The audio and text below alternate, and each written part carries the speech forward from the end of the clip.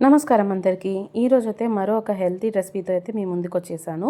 ఇది హెల్తీ అలాగే ఒక ఫేమస్ ఉత్తర కర్ణాటక ఫేమస్ డిష్ గనా అండి. సో దీని పేరైతే నేను చూపించిన ఆకు పేరు సబ్సిగే సొప్పు అంటారు ఇక్కడ.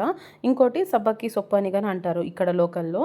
సో ఇప్పుడైతే నేను ఇది ఎప్పుడు నేను యాక్చువల్లీ ఫ్రై చేసుకుంటా ఉంటామండి. కానీ ఫస్ట్ టైం పప్పు చేశాను కాబట్టి ఈ మెథడ్ ఆల్మోస్ట్ తెలిసుంటది కొందరికి. తెలియని వాళ్ళకి యూజ్ అవుతదనేసి ఈ మెథడ్ అయితే నేను చేసి మీకు చూపిస్తున్నాను.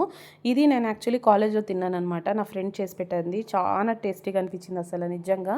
అది యాక్చువల్లీ ఈ ఈ ఆకుకూర అనేది మనకొక స్మెల్ వస్తదనమాట. ఆ స్మెల్ వల్ల చాలా మందిలో తినరు ఫ్రై చేస్తే.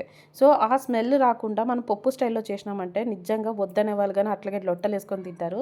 నాది గ్యారంటీ. సో, ఇప్పుడైతే ఈ డిష్ ఎలా చేయాలో చూపిస్తాను పదండి.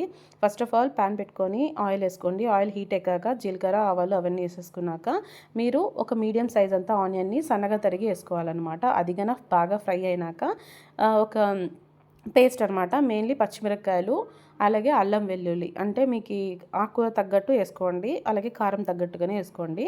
సో, దాన్నైతే పేస్ట్ చేసేసుకొని ఉల్లిపాయలు వేగినమ్మటే వేసి దాన్ని గన బాగా ఫ్రై చేసుకోవాలి. సో, అది గన బాగా ఫ్రై అయినాక ఒక మీడియం సైజు టమాటా గన వేసుకోవచ్చు. యాక్చువల్లీ నేను టమాటా వేసుకున్నాను.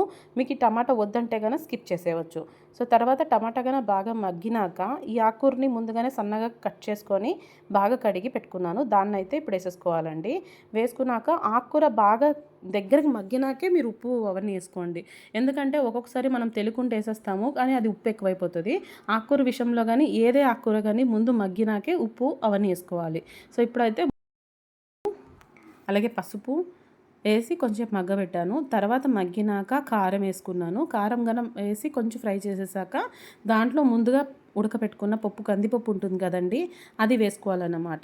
వేసుకున్నాక బాగా ఫ్రై చేయాలి. ఇలాగా ఉడకపెట్టాలి బాగా. కొంచెం మగ్గబెట్టినామంటే అది కొంచెం దగ్గరకు అవుతుంది.